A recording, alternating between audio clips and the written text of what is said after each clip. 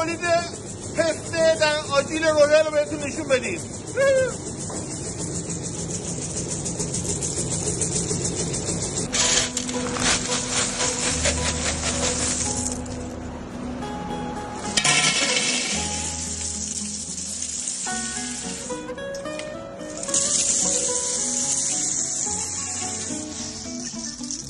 آقای مستر جان عزیز، این پسته کله قوچیه.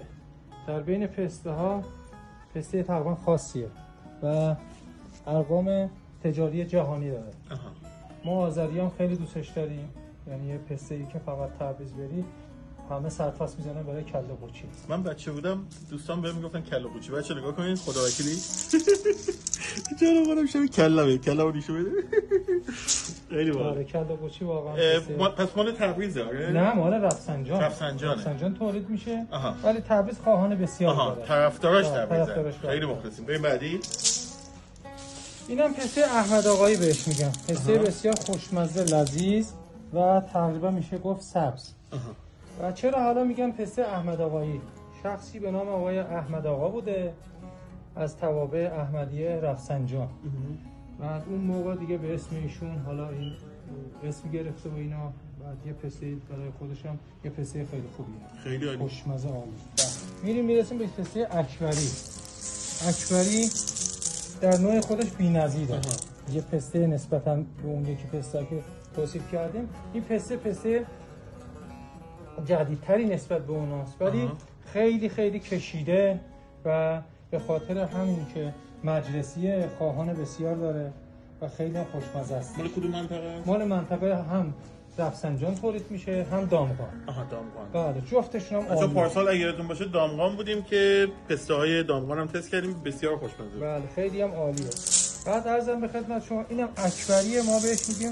حالا اون دستچین بوده، اینم دستچینه ولی خب از لحاظ درشتیش بی‌نظیره.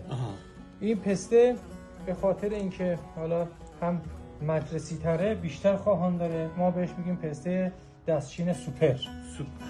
بله سوپر اکبری. بله سوپر اکبری. ما یه اکبری هم موقع دفترمون داریم بهش میگیم سوپر اکبری. بله سوپرمنه. خب اینم از این بریم سر مغز پسته که چرا اینقدر اینا سبزن.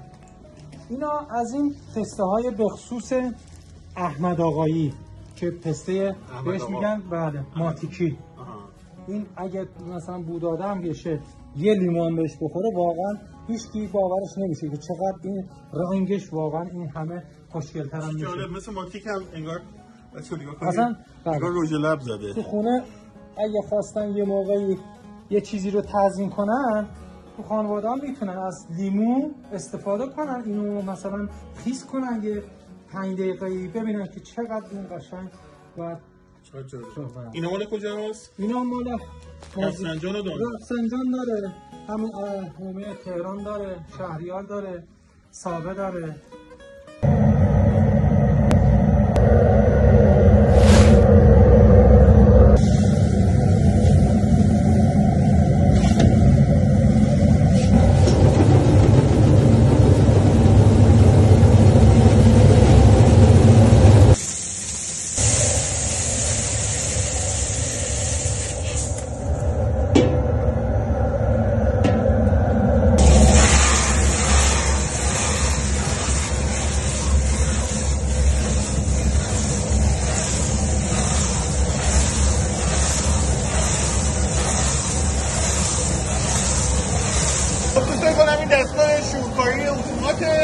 که در واقع پسته یا در واقع بادام و اینجور چیزا رو از بالا از این مقصد میریزن، نمک رو هم اینجا میریزن.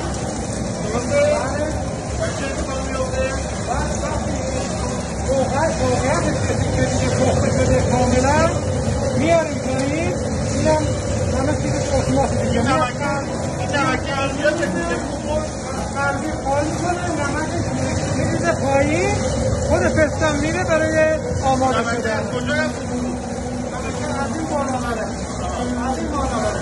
از این بالا بره. نمک از این بالا بره میره بالا، میره داخل روزه.